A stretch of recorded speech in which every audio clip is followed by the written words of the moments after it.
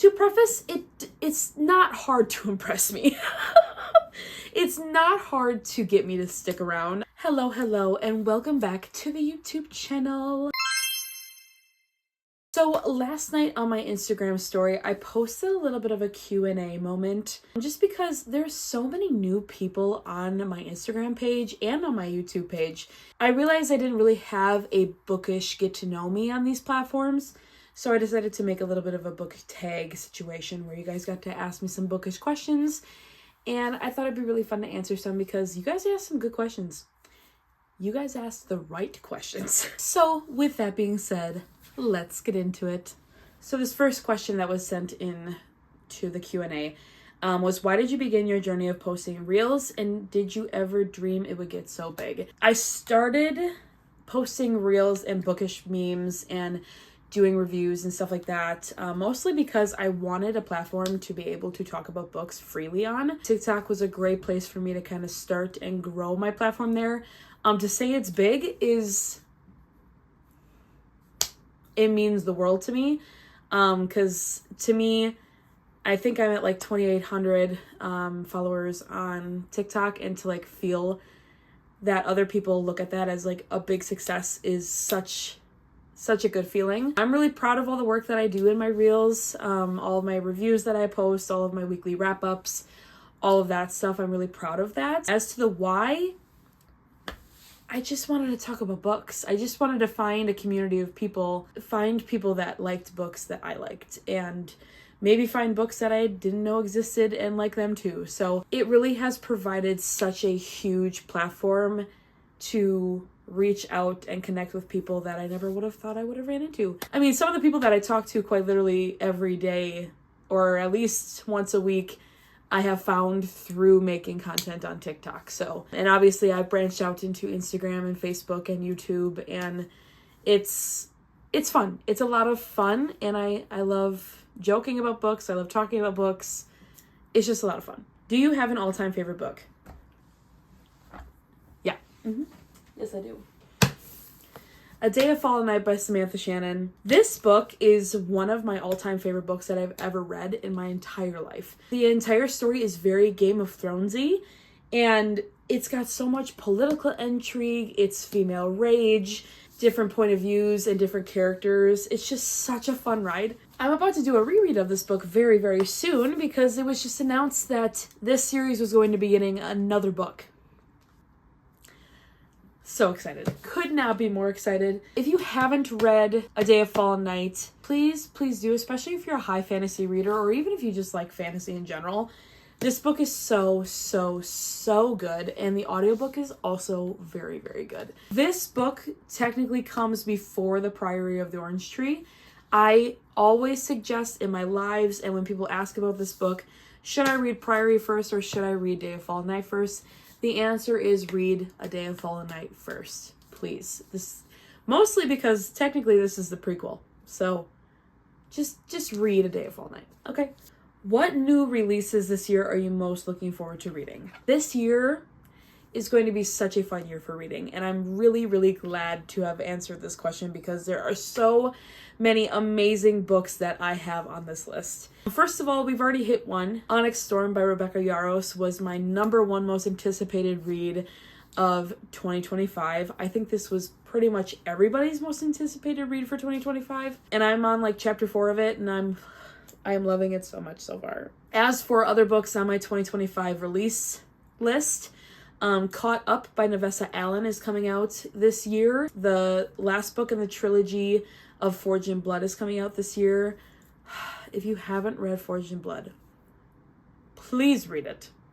It's a Why Choose vampire romance. Oh my god, it is so good. It is so good. But I think on top of Onyx Storm for like my most anticipated read for the year, I'm gonna have to say Book 4 in the Gods and Monsters series by Amber V. Nicole is coming out in August of this year, and I need it now. She actually released the prologue not too long ago, and I read that, and I was just like, why did I do that? Because now I just want to read it again. Like, now I just want to do a reread, you know? I know I'm probably missing some books in there as well. I know Emily Henry is coming out with a book soon. there's a lot coming out this year. Those are the books on my list that I'm very much looking forward to. I like this question. What genre have you gotten more into in the past year that shocked you as a reader? Dark romance. I really didn't read a lot of dark romance before last year. Last year was kind of my year, especially the end of the year, like October to November, where I jumped in head first to dark romance. Like I started off with Lights Out by Navessa Allen, and then I read That's Like Love by Jessie Hall. I read Greenlight by Jessie Hall. I was reading a lot of dark romance. I love it a lot. I was very intimidated by dark romance when I started, but as soon as it's like the floodgates opened. And now I'm just like in a cesspool of dark romance books. And dear God, the amount of TikToks and videos that I see about some of these books, I'm like, they have to be good. They have to be good. I have to like them because there's so many people that love and talk about them all the time. And I do plan to get back into dark romance this year. What about the writing will instantly hook you? To preface, it's not hard to impress me. It's not hard to get me to stick around. I am very easy to please when it comes to books. As long as the plot line, and even if it's just the romance, is somewhat entertaining and keeps me involved in the book the whole time, I will fall in love with that book. I love to say if it makes me cry, it's a 5-star. If it makes me feel emotions, it's 5 stars. It doesn't even have to feel relatable. It just has to make me feel feelings. You know what I mean? If the writing is powerful enough or good enough to make me feel things, that's going to hook me in a book. That's going to make me want to finish that book and then continue on in the series if it's a series. I'm very easy to please. There's a lot of book series out there that people did not like because of the writing style or how the story progressed, and I usually end up liking them because it's not hard to please me. Honestly, just keep me entertained. Just keep me entertained, keep me wanting more, and I'm gonna fall in love with that book. What book got me into reading? So I started reading again in like 2021. I wonder if I have it still. I don't know if I have it on my shelves anymore, but I read a book for a college course. And it was for a microbiology course, I believe. We were to read a book for extra credit. And I mean, I wasn't doing that great in the course. So I was like, I'll read a book if it means that I get extra credit. I read it and I remember just immediately being like, why did I ever stop reading? Because even like the story was very interesting. I'll post it up here if I remember it because I can't remember for the life of me what the name is or anything about it. Other than the fact that it was kind of futuristic, kind of scientific, but it was fiction. And I remember reading it and I was taking notes because we had to prove that we were reading the book, right? So I remember reading it and then I was reading like at night before I went to bed and I was doing all this stuff and I really just kind of picked up the habit immediately. And I put that book down. I proved that I finished the book. I remember texting my friends Sarah and Julia and being like, hey, let's go to Barnes & Noble. It was instantaneous. Like the idea of reading a book just was like reawoken in me. Like it just came back through this book that I had to read for a college course. That book, I definitely give all the credit in the world for to get me back into reading. Other than that, I read a lot of Colleen Hoover when I first started reading. I even read some nonfiction in the beginning of my reading journey because I just wanted to get back into the feel of reading, and I haven't stopped since. Oh, this is a great way to bring this up. What are some nonfiction books you have read? So I have read not many nonfiction books. I am a Delulu person, okay? I want to pretend that nothing is real, okay? I want to be in a different reality when I'm reading, okay? But for the few books that I've read that are nonfiction, I read Jeanette McCurdy's I'm Glad My Mom Died.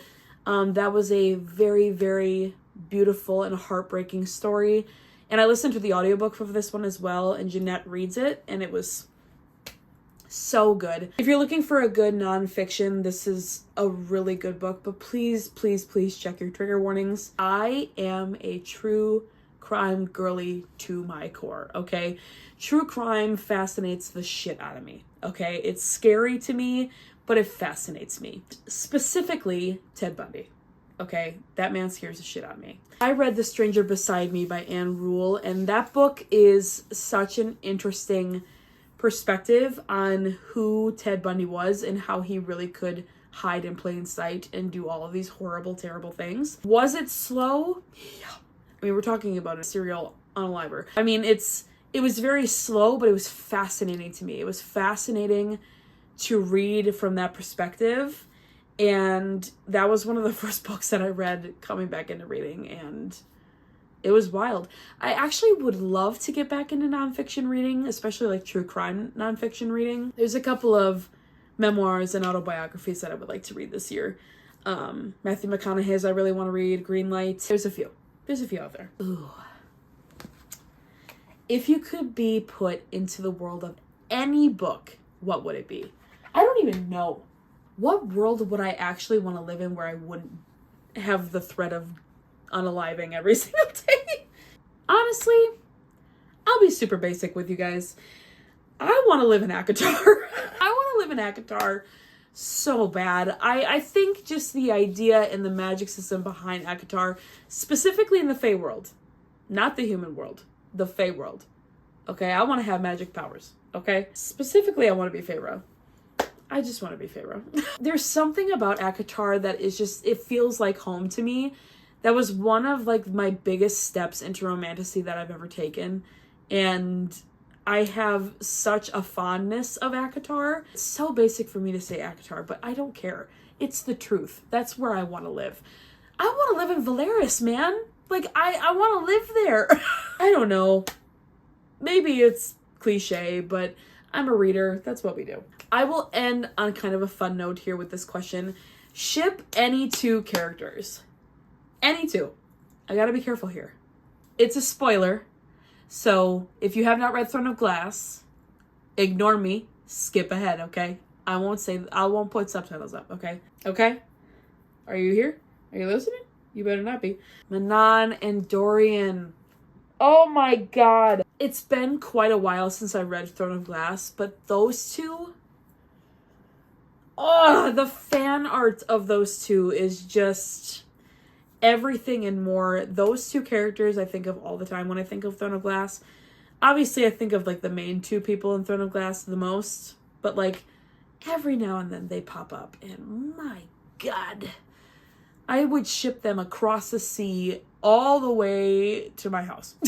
That is my Q&A, book tag, get to know me, whatever you want to call it. This was so much fun. I really like being able to like interact with you guys and have moments like these where I can be asked questions, and I know we all don't live next to each other, so it's kind of nice to have moments like this. So if you follow me on Booksta, TikTok, YouTube, Fable, Storygraph, Goodreads, all of the places, I appreciate you. I love you. Thank you for being here. Thank you for watching. Please like and subscribe and do all of the things. And until next time, I love you, and I'll see you later. Bye.